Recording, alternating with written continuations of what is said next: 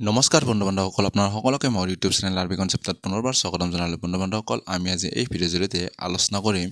General ওপৰত, সাধাৰণ জ্ঞানৰ ওপৰত আমি আজি আলোচনা কৰিম। এইটো আপোনালোকৰ ভিডিঅ'ৰ এইটো পাৰ্ট 1 হ'ব। এইটো আপোনালোকৰ অসমৰ আহি থকা এডিআৰই বা আপোনালোকৰ আসাম ডাইৰেক্ট ৰিক্ৰুটমেণ্ট এক্সামিনেশ্যন বা আপোনালোকৰ আসাম পুলিচ এক্সামৰ কাৰণে অতিকৈ গুৰুত্বপূৰ্ণ হ'ব। গতিকে আপোনালোকে মোৰ ভিডিঅ'টো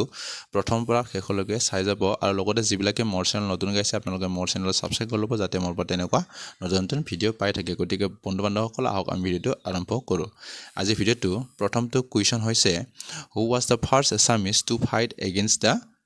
ব্ৰিটিছ? ব্ৰিটিছৰ সৈতে যুদ্ধ কৰা প্ৰথম অসমীয়া কোন আছিল? অপশ্যনখিনি দিয়া হৈছে কুশল কোঁৱৰ, পিয়লি ফুকন, মণিৰাম দেৱান এণ্ড গমধৰ কোঁৱৰ। গতিকে ইয়াৰ কাৰেক্ট এনচাৰ কি হ'ব? ইয়াৰ কাৰেক্ট এনচাৰ হৈছে অপশ্যন ডি, গমধৰ কোঁৱৰ। গমধৰ কোঁৱৰ হৈছে প্ৰথম ব্যক্তি যিজনে ব্ৰিটিছৰ সৈতে প্ৰথম যুদ্ধ কৰিছিল। ইয়াৰ ওপৰত আমি অলপ ডিটেইলছ চাওঁ যে it was the Gomdhar Konwar belonging to the Ahom royal family the first Assamese to protest against British administration in 1820। আপোনালোকে কেতিয়াবা চনো সোধে, গতিকে আপোনালোকে চনটো মনত ৰাখিব যে 1828 চনত গমধৰ কোঁৱৰে ব্ৰিটিছৰ সৈতে প্ৰথম কি কৰিছিলে, যে ফাইট কৰিছিলে বা ব্ৰিটিছৰ সৈতে যুদ্ধ কৰিছিলে। আৰু এইটো আপোনালোকে এনেকৈ সুধিব পাৰে যে গমধৰ কোঁৱৰ এইটো কি হয়, আহোম ৰয়েল ফেমিলি আছিলে। আৰু কিমান চনত এই প্ৰথম বিদ্ৰোহ কৰিছিলে? 1828 চনত। নেক্সট কুৱেশ্যনত দিয়া আছে, which of the following is a fat soluble vitamin? নিম্নলিখিত কোনটো ফেট চলুবল ভিটামিন হয়? অপশ্যনখিনি দিয়া হৈছে vitamin B, vitamin C, vitamin K and vitamin B12। গতিকে ইয়াৰ কাৰেক্ট এনচাৰ কি হ'ব? ইয়াৰ কাৰেক্ট এনচাৰ হৈছে অপশ্যন চি। ইয়াৰ কাৰেক্ট এনচাৰ হৈছে ভিটামিন কে। ভিটামিন কে হৈছে ফেট চলুবল ভিটামিন। ইয়াৰ ওপৰত আপোনালোকে অলপ ডিটেইলছ জানি থোৱাটো ভাল যে ভিটামিন কেই প্ৰকাৰৰ আৰু কোনটো ফেট চলুবল ভিটামিন আৰু কোনটো ৱাটাৰ চলুবল ভিটামিন। গতিকে আপোনালোকে যিমান পাৰে আপোনালোকে নোটখিনি আপোনালোকে বনাই থৈ যাব। গতিকে দ্য এচেঞ্চিয়েল আমাৰ কেইটা আছে ভিটামিনটো? ভিটামিন 13 প্ৰকাৰ আছে। The 13 essential vitamin our body needs are classified into 2 main groups. আমাৰ দেহাৰ কাৰণে বা আমাৰ বডিৰ কাৰণে টোটেল প্ৰয়োজনীয় কেইটা ভিটামিন আছে? 13 বিধ ভিটামিন আছে। আৰু তাৰে ভিটামিনক আমি দুই ভাগত ভাগ কৰা হৈছে, যে ৱাটাৰ চলুবল ভিটামিন আৰু ফেট চলুবল ভিটামিন। এইটো ৱাটাৰ চলুবল ভিটামিন আৰু ফেট চলুবল ভিটামিন। আৰু ফেট চলুবল আপোনালোকে তেনেকুৱা কুৱেশ্যন যেনেকুৱা মই আপোনালোকক দিছোঁ, তেনেকুৱা আপোনালোকক অন্য তেনেকুৱা কুৱেশ্যন দিব পাৰে যে আপোনালোকক ৱাটাৰ চলুবল ভিটামিন কোনটো হয়, তলৰ কোনটো ৱাটাৰ চলুবল ভিটামিন হয় বা কোনটো তলৰ ৱাটাৰ চলুবল ভিটামিন নহয়, তেনেকুৱা আপোনালোকক কুৱেশ্যন সুধিব পাৰে। গতিকে আপোনালোকে ফেট চলুবল ভিটামিনকেইটা আপোনালোকে মনত ৰাখি থৈ যাব যে ADENK এইকেইটা কি হয়, ফেট চলুবল ভিটামিন। বা আপোনালোকে ইয়াতে ৱাটাৰ চলুবল ভিটামিনটো আপোনালোকে BC মনত ৰাখি থৈ যাব। গতিকে আপোনালোকৰ এইখিনি অতিকৈ গুৰুত্বপূৰ্ণ হয়, আপোনালোকে যিমান পাৰে মনত ৰাখি থৈ দিব। নেক্সট কুৱেশ্যন আছে যে Lakshminath Bezbaroa is honoured with Rasaraj by Assam Sahitya Sabha in the year. Lakshminath বেজবৰুৱাদেৱক অসম সাহিত্য সভাৰ দ্বাৰা ৰসৰাজ উপাধি প্ৰদান কৰা চনটো হৈছে কিমান চনত? লক্ষ্মীনাথ বেজবৰুৱা অসম সাহিত্য সভাৰ দ্বাৰা ৰসৰাজ উপাধিটো প্ৰদান কৰা হৈছিল, সেই চনটো আপোনালোকক সুধিছে। অপশ্যনখিনি দিয়া হৈছে 1946 এণ্ড 1931, 1948 এণ্ড 1943। গতিকে ইয়াৰ কাৰেক্ট এনচাৰ কি হ'ব? ইয়াৰ কাৰেক্ট এনচাৰ হৈছে অপশ্যন বি, 1931। 1931 বা 1931 চনত লক্ষ্মীনাথ বেজবৰুৱাদেৱক অসম সাহিত্য সভাৰ দ্বাৰা ৰসৰাজ উপাধিটো প্ৰদান কৰা হৈছিল। ইয়াৰ ওপৰত যদি আমি অলপ ডিটেইল চাওঁ যে Lakshminath Bezbaroa is honoured by a unique title on কিমান চনত? 1931 চনত 29 ডিচেম্বৰত ৰসৰাজ বাই আসাম সাহিত্য সভা। 1931 কিমান? এইটো কিমান ছিজনৰ অসম সাহিত্য সভাৰ কিমান ছিজনৰ আছিল? এইটো শিৱসাগৰৰ হোৱা এইটো ছিজনত আছিলে। গতিকে আপোনালোকে তেনেকৈ সুধিব পাৰে যে ক'ত অনুষ্ঠিত হোৱা ছিজনত লক্ষ্মীনাথ বেজবৰুৱাদেৱক অসম সাহিত্য সভাৰ দ্বাৰা ৰসৰাজ উপাধিটো প্ৰদান কৰা হৈছিল। গতিকে এইটো 1931 চনত হোৱা শিৱসাগৰ ছিজনত এইটো উপাধিটো প্ৰদান কৰা হৈছিল। নেক্সট কুৱেশ্যন দিয়া হৈছে যে fourth schedule of the Indian constitution deals with. ভাৰতীয় সংবিধানৰ চতুৰ্থ অনুসূচীয়ে কি বুজায়? আপোনালোকৰ অপশ্যনখিনি দিয়া হৈছে anti defection law, allocation of seats in the Rajya Sabha, seats and UTs and panchayat. গতিকে ইয়াৰ কাৰেক্ট এনচাৰ কি হ'ব? ইয়াৰ কাৰেক্ট এনচাৰ হৈছে option B, allocation of the seats in the Rajya Sabha. ৰাজ্যসভাৰ কিমান ছিট থাকিব কিমান নাথাকে সেইটোৰ ওপৰত ক'ত আছে, যে ফ'ৰ্থ কনষ্টিটিউশ্যনত আছে, ইণ্ডিয়ান কনষ্টিটিউশ্যনৰ ফ'ৰ্থ স্কেডিউলত আছে। গতিকে যদি ইয়াৰ ওপৰত যে আমি অলপ ডিটেইলছ চাওঁ, আপোনালোকে যদি তেনেকুৱাৰ ওপৰত যদি কুৱেশ্যনটো আপোনালোকে যদি ইজিলি যদি ছল্ভ কৰিব বিচাৰে, তেতিয়াহ'লে আপোনালোকৰ যিটো ইণ্ডিয়ান কনষ্টিটিউশ্যনৰ যিটো 12 স্কেডিউল আছে, সেই 12 স্কেডিউলটো আপোনালোকে মনত ৰাখিব লাগিব। গতিকে এইটো যদি আপোনালোকক মনত ৰখা যদি আপোনালোকক সহজ উপায় বা ট্ৰিক লাগে, ইয়াৰ ওপৰত মই ভিডিঅ' অলৰেডি বনাইছোঁ। গতিকে আপোনালোকে মোৰ ভিডিঅ' ডেছক্ৰিপশ্যনৰ এইটো পাই যাব, নহ'লে আপোনালোকৰ মোৰ ভিডিঅ' লিষ্টত চালেও আপোনালোকে ইণ্ডিয়ান কনষ্টিটিউশ্যনৰ 12 স্কেডিউলটো কেনেকুৱা মনত ৰাখে আপোনালোকে পাই যাব। গতিকে আপোনালোকে যদি এই 12 স্কেডিউল যদি মনত ৰাখিব পাৰে তেতিয়াহ'লে আপোনালোকে ইয়াৰ ওপৰত কুৱেশ্যন আহিলে আপোনালোকে ইজিলি সলভ কৰিব পাৰিব বা আপোনালোকে ইজিলি এনসাৰটো উলিয়াব পাৰিব নেক্সট নেক্সটত দিয়া হৈছে the tropic of cancer does not pass through which of this Indian states কৰ্কটক্ৰান্তীয় ৰেখা ভাৰতীয় কোনখন ৰাজ্যৰ মাজেৰে পাৰ নহয় কোনখন ৰাজ্যৰ মাজেৰে পাৰ নহয় বুলি কৈছে আপোনালোকে তেনেকৈ সুধিব পাৰে যে কোনখন ৰাজ্যৰ মাজেৰে পাৰ হয় তেনেকৈ আপোনালোকে অপশ্যন দি সুধিব পাৰে গতিকে আপোনালোকে এইটো জানি থোৱাটো ভাল গতিকে কোনখন ৰাজ্যৰ মাজেৰে পাৰ হৈছে সেইটো আপোনালোকে জানি থোৱাটো ভাল অপশ্যন দিয়া হৈছে ৱেষ্ট বেংগল ত্ৰিপুৰা অন্ধ্ৰপ্ৰদেশ এণ্ড ৰাজস্থান গতিকে আপোনালোকে ইয়াতে সুধিছে কোনখন ৰাজ্যৰ মাজেৰে পাৰ নহয় গতিকে ইয়াৰ কাৰেক্ট এনসাৰ কি হ'ব ইয়াৰ কাৰেক্ট এনসাৰ হৈছে অপশ্যন চি অন্ধ্ৰপ্ৰদেশ গতিকে আপোনালোকে যদি আপোনালোকে এনেকুৱা উত্তৰ যদি আপোনালোকে ইজিলি যদি কৰিব বিচাৰে তেতিয়া আপোনালোকে এইটো মনত ৰাখিব লাগিব যে ভাৰতীয় ৰাজ্যৰ কোনখন ৰাজ্যৰ মাজেৰে কৰ্কটক্ৰান্তীয় ৰেখাটো পাছ হৈ গৈছে ইয়াৰে টোটেল আপোনালোকক মই ইয়াতে ডিটেইলছখিনি দিছোঁ আপোনালোকে নোট কৰি থৈ যাব পাৰে ইয়াৰে আপোনালোকৰ 8খন ৰাজ্যৰ মাজেৰে কেঞ্চাৰ ট্ৰপিক অফ কেঞ্চাৰটো পাছ হৈ গৈছে ইয়াৰে গুজৰাট ৰাজস্থান মধ্যপ্ৰদেশ ছত্তীশগড় ঝাৰখণ্ড ৱেষ্ট বেংগল ত্ৰিপুৰা এণ্ড মিজোৰাম এইখন ৰাজ্যৰ মাজেৰে পাৰ হৈ গৈছে আপোনালোকক কেতিয়াবা তেনেকুৱাও সুধে যে অসমৰ কোন ৰাজ্যৰ মাজেৰে নৰ্থ ইষ্টৰ কোন ৰাজ্যৰ মাজেৰে ট্ৰপিক অফ কেঞ্চাৰটো পাছ হৈ গৈছে গতিকে আপোনালোকে নৰ্থ ইষ্টত ত্ৰিপুৰা আৰু মিজোৰাম ৰাজ্যৰ মাজেৰে ট্ৰপিক অফ কেঞ্চাৰটো পাছ হৈ গৈছে আৰু বাকী 6খন নৰ্থ ইষ্টৰ বাকী ৰাজ্যকেইখন পাৰ হৈ গৈছে ইয়াতে আপোনালোকে ইজিলি মই আপোনালোকে ইয়াতে মেনশ্যন কৰি দিলোঁ আপোনালোকে মনত ৰাখি থৈ যাব নেক্সট নিউশ্যন দিয়া হৈছে largest national park in north east India is located at উত্তৰ পূব ভাৰতৰ আটাইতকৈ ডাঙৰ ৰাষ্ট্ৰীয় উদ্যানখন ক'ত অৱস্থিত ইয়াৰ অপশ্যনখিনি দিয়া হৈছে আসাম মণিপুৰ মেঘালয় এণ্ড অৰুণাচল প্ৰদেশ গতিকে ইয়াৰ কাৰেক্ট এনসাৰ কি হ'ব ইয়াৰ কাৰেক্ট এনসাৰ হৈছে অপশ্যন ডি অৰুণাচল প্ৰদেশত নৰ্থ ইষ্টৰ আটাইতকৈ ডাঙৰ ৰাষ্ট্ৰীয় উদ্যান বা নেশ্যনেল পাৰ্কখন অৱস্থিত ইয়াৰ ওপৰত আমি অলপ ডিটেইলছে চাওক সেই ৰাষ্ট্ৰীয় উদ্যানখনৰ নাম কি আপোনালোকে তেনেকৈ সুধিব পাৰে যে কোনটো ৰাষ্ট্ৰীয় উদ্যান অসমৰ নৰ্থ ইষ্টৰ আটাইতকৈ ডাঙৰ ৰাষ্ট্ৰীয় উদ্যান তেনেকৈ সুধিব পাৰে কুৱেশ্যন গতিকে আপোনালোকে সেই ৰাষ্ট্ৰীয় উদ্যানৰ নামটো জানি থোৱাটো ভাল যে the largest national park in the north east and the third largest north ইষ্টৰ আটাইতকৈ ডাঙৰ হয় আৰু ইণ্ডিয়াৰ ভিতৰত থাৰ্ড লাৰ্জেষ্ট নেশ্যনেল পাৰ্ক হয় সেইটো কি national park Namdapha national park has special places in India national park circuit গতিকে আপোনালোকে এইটো মনত ৰাখি থৈ দিব নেক্সট কুৱেশ্যনত দিয়া হৈছে when did Vasco da Gama discover the sea route to India Vasco da গামাই ভাৰতলৈ অহা সামুদ্ৰিক পথ কেতিয়া আৱিষ্কাৰ কৰিছিল অপশ্যনখিনি দিয়া হৈছে 1498 1499 1435 এণ্ড 1450 গতিকে ইয়াৰ কাৰেক্ট এনসাৰ কি হ'ব ইয়াৰ কাৰেক্ট এনসাৰ হৈছে অপশ্যন এ 1498 চনত ভাস্কো দা গামাই ভাৰতলৈ অহা সামুদ্ৰিক পথটো আৱিষ্কাৰ কৰিছিল ইয়াৰ ওপৰত আমি অলপ ডিটেইলছ চাওঁ যে in 1498 Vasco da Gama a Portuguese sailor Vasco da Gama কি আছিল যে পৰ্তুগীজৰ ব্যৱসায়ী আছিল সেলৰ আছিল found a sea route directly from ইউৰোপৰ পৰা ইণ্ডিয়ালৈ অহা চি ৰোডটো আৱিষ্কাৰ কৰিছিল গতিকে আপোনালোকে মনত ৰাখি থৈ যাব নেগোশ্যনত দিয়া আছে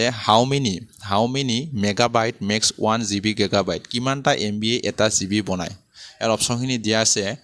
যে 1012 MB 1024 MB 512 MB and none of দিছ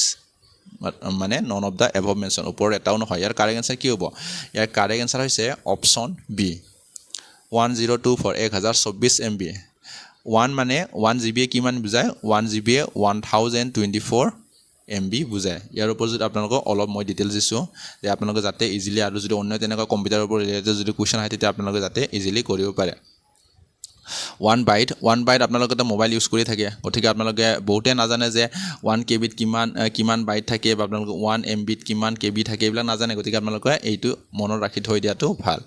1 বাইটত কিমান থাকে 8 বিট থাকে ঠিক সেইদৰে 1 KB কিমান থাকে 1024 বাইট থাকে ঠিক সেইদৰে 1 MB কিমান থাকে 1024 KB থাকে ঠিক সেইদৰে 1 GB আপোনালোকে যে কেতিয়াবা সোধে 1024 MB কেতিয়াবা আপোনালোকে যেতিয়া নেট ইউজ কৰি থাকিব তেতিয়া আপোনালোকৰ 1 GB শেষ হৈ গৈছে বা আপোনালোকৰ 1.5 GB শেষ হৈছে গতিকে আপোনালোকে এইটো মনত ৰাখি থৈ দিয়াটো ভাল যে 1 GB কিমান MB থাকে যে 1 GB 1024 MB থাকে ঠিক সেইদৰে 1 টেৰাবাইট আপোনালোকৰ 24 GB আপোনালোকৰ যেনেবা কিছুমান আপোনালোকৰ লেপটপত বা কম্পিউটাৰ আপোনালোকৰ থাকে যে আপোনালোকৰ কিমান আছে আপোনালোকৰ মেমৰি কিমান আছে যে আপোনালোকে তেতিয়া কৈ দিয়া মোৰ 500 GB 300 GB ঠিক সেইদৰে গতিকে আপোনালোকে মোৰ এই ভিডিঅ'টোৰ জেনেৰেল নলেজ আপোনালোকক মই অকল আপোনালোকৰ হিষ্ট্ৰী বা আপোনালোকৰ কিছুমান পলিটিকেলৰ ওপৰত কোৱা নাই আপোনালোকক গোটেইখিনি আপোনালোকৰ যিমান জেনেৰেল নলেজত পৰে গোটেইখিনি আপোনালোকক সাধাৰণ জ্ঞানৰ ওপৰত গোটেইখিনি আপোনালোকক সামৰি লৈ আপোনালোকে সব টপিকৰে আপোনালোকক মই ইয়াতে কুৱেশ্যন বনাইছোঁ গতিকে আপোনালোকে যদি কুৱেশ্যনটো যদি ভাল লাগিলে আপোনালোকে কমেণ্ট কৰি জনাব আৰু যদি তেনেকৈ যদি নেক্সট পাৰ্ট যদি ভিডিঅ' লাগে আপোনালোকে সেইটো মোক কমেণ্ট কৰি জনাব নেক্সট দিয়া আছে দ্য আহোম ইষ্টাব্লিছ দিয়াৰ লাষ্ট কেপিটেল এট আহোমে সিহঁতৰ শেষ ৰাজ্য ক'ত স্থাপন কৰিছিল অপশ্যনখিনি দিয়া হৈছে চৰাইদেউ গড়গাঁও শিৱসাগৰ এণ্ড যোৰহাট ইয়াৰ কাৰেক্ট এনচাৰ কি হ'ব ইয়াৰ কাৰেক্ট এনচাৰ হৈছে অপশ্যন ডি যোৰহাট আহোমে শেষ ৰাজ্য ক'ত স্থাপন কৰিছিলে যোৰহাটত ইয়াৰ ওপৰত যদি আমি অলপ ডিটেইলছ চাওঁ যে Jorhat was the last capital of the Ahom kingdom যোৰহাটে হৈছে আহোম কিংডমৰ শেষ ৰাজ্য আছিল in 1794 Ahom king Gaurinath Singh was shifted the capital from Sivasagar to Jorhat 1794 চনত শিৱসাগৰৰ পৰা যোৰহাটলৈ কোন ৰজাই কেপিটেলটো শিফ্ট কৰিছিল বা স্থানান্তৰিত কৰিছিল গৌৰীনাথ সিং হয় সেইটো আপোনালোকে মনত ৰাখি থৈ দিব ঠিক সেইদৰে আপোনালোকে Charaideo was the first capital তেনেকুৱা আপোনালোকে কুৱেশ্যন সুধিব পাৰে যে আহোমৰ প্ৰথম ৰাজ্য কি আছিল গতিকে আপোনালোকৰ Charaideo was the first capital of Ahom kingdom establish by the first Ahom king আৰু সেইটো কোন আহোম ৰজাৰ দ্বাৰা এইটো বনোৱা হৈছিলে যে চাওলং চুকাফা আৰু সেইটোৱে প্ৰথম কি আছিল আহোম ৰাজ্যৰ কি আছিল ৰজা আছিলে কিমান চনত 1253 চনত ঠিক সেইদৰে আপোনালোকে অলপ ডিটেইলছ চাব ঠিক কৰিলে আপোনালোকে তেনেকৈ সুধিব পাৰে যে আহোম ৰাজ্যৰ শেষ ৰজাজনৰ নাম কি গতিকে আপোনালোকে মনত ৰাখিব যে পুৰন্দৰ সিংহ was the last king of the Ahom kingdom in Assam next next দিয়া আছে হোৱাট এইটো ৱেৰ হ'ব লাগিছিল what ৱেৰ the gold coins cold ডুৰিং the Gupta period গুপ্ত কালৰ সোণৰ মুদ্ৰা কি বুলি কোৱা হৈছিল অপশ্যনখিনি দিয়া হৈছে টাংকা ৰুপিয়াকা দিনাৰাজ এণ্ড নন অফ দিছ গতিকে ইয়াৰ কাৰেক্ট এনচাৰ কি হ'ব ইয়াৰ কাৰেক্ট এনচাৰ হৈছে অপশ্যন চি দিনাৰাজ গুপ্তকালৰ সোণৰ মুদ্ৰক দিনাৰাজ নামেৰে জনা গৈছিল গতিকে ইয়াৰ ওপৰত আমি অলপ ডিটেইল চাওঁ gold coins were called dinaras during the Gupta পিৰিয়ডৰ দিনত সোণৰ মুদ্ৰা কি নামেৰে জনা গৈছিল dinaras most gold coins with issues during the Gupta period আৰু গুপ্তা পিৰিয়ডৰ সময়তে আটাইতকৈ বেছি কি কৰা হৈছিলে যে গ'ল্ড কইন সোণৰ মুদ্ৰা কি কৰিছিলে ইছ্যু কৰা হৈছিলে the Gupta period is considered the golden age of India আৰু তেনেকৈ আপোনালোক সুধিব পাৰে যে গল্ডেন অফ ইণ্ডিয়া বুলি কোনটো পিৰিয়ডক জনা যায় গতিকে সেইটো হ'ব Gupta period Chandragupta one son of the Ghatotkacha is considered the real founder of the Gupta empire আৰু গুপ্তা এম্পায়াৰৰ ৰিয়েল ফাউণ্ডাৰ বুলি কাক জনা যায় চন্দ্ৰগুপ্ত ওৱানক জনা যায় ঠিক সেইদৰে Chandragupta one is the first ruler to issue the gold coins of the Gupta dynasty আপোনালোকক তেনেকৈ সুধিব পাৰে যে গুপ্তা ডাইনেষ্টিৰ কোনে প্ৰথমে সোণৰ মুদ্ৰা কি কৰিছিলে ইছ্যু কৰিছিলে সেইটো কোন হ'ব যে চন্দ্ৰগুপ্ত ওৱান নেক্সট দিয়া আছে which of the following is A kharif crop নিম্নলিখিত কোনটো খাৰিফ শস্য সেইটো সুধিছে অপশ্যন দিয়া আছে মাষ্টাৰ্ড ৰাইচ পিচ হুইট গতিকে ইয়াৰ কাৰেক্ট এনচাৰ কি হ'ব ইয়াৰ কাৰেক্ট এনচাৰ হৈছে অপশ্যন বি ৰাইচ ধান হৈছে কি হৈছে খাৰিফ শস্য গতিকে সেইটো আপোনালোকে মনত ৰাখি থোৱাটো ভাল যে খাৰিফ ক্ৰপ কি আৰু ৰবি ক্ৰপ কি সেইটো আপোনালোকে মনত ৰাখি থৈ দিব আৰু মই সেইটোৰ ওপৰত আপোনালোকক মই আগতীয়াকৈ ভিডিঅ' বনাইছোঁ আপোনালোকে সেইটো চাব পাৰে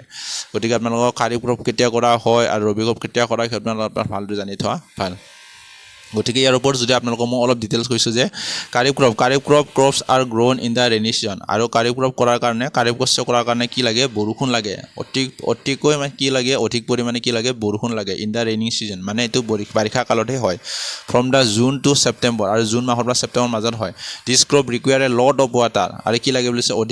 অধিক পৰিমাণে কি লাগে পানীক লাগে এণ্ড ৱাৰ্ম টেম্পাৰেচাৰ আৰু গৰম হ'ব লাগে তেতিয়াহে এই শস্যটো ভাল হয় some example of kharif crop are rice maize cotton sugar cane jute millet groundnut এইবিলাক গতিকে আপোনালোকে এতিয়া জানিলে যে খাৰিফ ক্ৰপটো কি হয় বৰষুণ ছিজনত কৰা হয় বাৰিষা কালত অধিক মাত্ৰা পানী লাগে ঠিক কৈ দিয়ে আপোনালোকৰ যদি ৰবি শস্য যদি সোধে ৰবি ক্ৰপ তেতিয়াহ'লে এইটো কি হ'ব ঠাণ্ডা ছিজনত শীতকালত কৰা হয় গতিকে সেইটো ৰবি ক্ৰপ গতিকে আপোনালোকে শীতকালত কি খেতি কৰে আপোনালোকে নিশ্চয় জানে গতিকে আপোনালোকে সেইটো মনত ৰাখি থৈ দিব নেক্সট কুৱেশ্যন দিয়া আছে which of the following is not north bank tributary of the river Brahmaputra নিম্নলিখিত কোনটো ব্ৰহ্মপুত্ৰ নদীৰ উত্তৰ কূলৰ উপনদী নহয় বুলি কৈছে উত্তৰ ফালৰ আপোনালোকৰ উপনদী নহয় বুলি কৈছে গতিকে আপোনালোকে সেইটো জনাৰ কাৰণে আপোনালোকে ব্ৰহ্মপুত্ৰৰ north side north bank side বা আপোনালোকৰ সাউথ বেংক সাইডৰ কি উপনদী আছে ব্ৰহ্মপুত্ৰৰ সেইবিলাক জানি ল'ব লাগিব গতিকে ইয়াৰ অপশ্যনখিনি দিয়া আছে তিষ্টা মানস পুঠিমাৰী এণ্ড ধনশ্ৰী গতিকে ইয়াৰ কাৰেক্ট এনসাৰ কি হ'ব ইয়াৰ কাৰেক্ট এনসাৰ হৈছে অপশ্যন ডি ধনশ্ৰী কি নহয় Dhansiri is north bank tributary of the river Brahmaputra ধনশ্ৰীটো কি নহয় মানে উত্তৰ সাইডে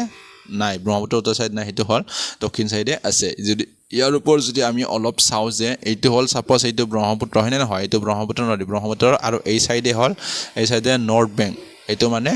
নৰ্থ বেংক ট্ৰিবিউটাৰী যিবিলাকে মানে উত্তৰ সাইডে আছে ব্ৰহ্মপুত্ৰ উত্তৰ সাইডে আৰু এইখিনি হ'ল সাউথ যিবিলাক আৰু দক্ষিণ সাইডে আছে সেইবিলাকৰ নদী যেনে আপোনালোকে ইয়াতে যেনেবা তিষ্টা সোণকোষ মানস বৰনদী এইবিলাকো নৰ্থ সাইডে থাকে ঠিক কৰে বাকী কপিলী কলং ধনশ্ৰী এইবিলাকৰ কি থাকে সেইবিলাক সাউথ দক্ষিণ সাইডে থকা কি হয় ব্ৰহ্মপুত্ৰৰ ট্ৰিবিউটাৰী হয় নৰ্থ বেংক ট্ৰিবিউটাৰী আৰু সাউথ বেংক ট্ৰিবিউটাৰী হয় নেক্সট নিউকুৱেশ্যনত দিয়া আছে in which year oil was first drill in Assam অসমৰ তৈল প্ৰথমে কেতিয়া ড্ৰিল কৰা হৈছিল অপশ্যনখিনি দিয়া আছে 1850 1857 1860 এণ্ড 1866 গতিকে কাৰেক্ট এনসাৰ কি হ'ব ইয়াৰ কাৰেক্ট এনসাৰ হৈছে অপশ্যন ডি 1866 চনত অসমত প্ৰথমে কি কৰা হৈছে তেলৰ কাৰণে ড্ৰিল কৰা হৈছিল তৈলৰ কাৰণে কি শোধন কৰা হৈছিল ইয়াৰ ওপৰত যদি আমি অলপ ডিটেইল চাওঁ যে Digboi is known as the oil city of Assam আপোনালোকে তেনেকুৱা কুৱেশ্যন সুধিব পাৰে যে অইল চিটি অফ আছাম বুলি কোনখন চহৰক জনা যায় গতিকে ডিগবৈক where was the first oil well in Asia আৰু সেইটো হয় অইল প্ৰথম য'ত মানে তেলৰ প্ৰথমতে ড্ৰিল কৰিছিল এছিয়াৰ ভিতৰত সেইটোৱে প্ৰথম the Assam oil company was establish 1899 গতিকে আপোনালোকে তেনেকুৱা সুধিব পাৰে যে অসম অইল কোম্পানীটো কেতিয়া ইষ্টাব্লিছ হৈছিল বা দিয়া স্থাপিত হৈছিল 1899 চনত আছাম হেজ 4 ৰিফাইনাৰীজ গতিকে আপোনালোকে এইটো মনত ৰাখি থোৱাটো ভাল যে অসমত কেইটা ৰিফাইনাৰী আছে 4টা ৰিফাইনাৰী আছে এইকেইটা কি হ'ল Noonmati refinery Numaligarh refinery Bongaigaon refinery and Digboi refinery এইখিনি আপোনালোকে মনত ৰাখি থৈ দিব নেক্সট কুৱেশ্যনত দিয়া আছে Durand cup is associated with Durand cup কোনখন খেলৰ লগত জড়িত অপশ্যনখিনি দিয়া আছে hockey basketball football and cricket গতিকে ইয়াৰ কাৰেক্ট এনসাৰ কি হ'ব ইয়াৰ কাৰেক্ট এনসাৰ হৈছে অপশ্যন চি ফুটবলৰ লগত ডুৰাণ্ড কাপটো জড়িত গতিকে আপোনালোকে ইতিমধ্যে নিশ্চয় জানে যে বৰ্তমান কি আছে বৰ্তমান এতিয়া ডুৰাণ্ড কাপৰ ছিজন চলি আছে আৰু আপোনালোকে তেনেকুৱা সুধিব পাৰে যে 2024 চনত